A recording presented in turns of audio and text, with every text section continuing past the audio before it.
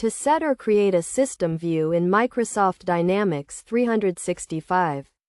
Start by logging in through your Microsoft account. Once logged in, the dashboard will appear, and from there, navigate to the settings by clicking the gear icon.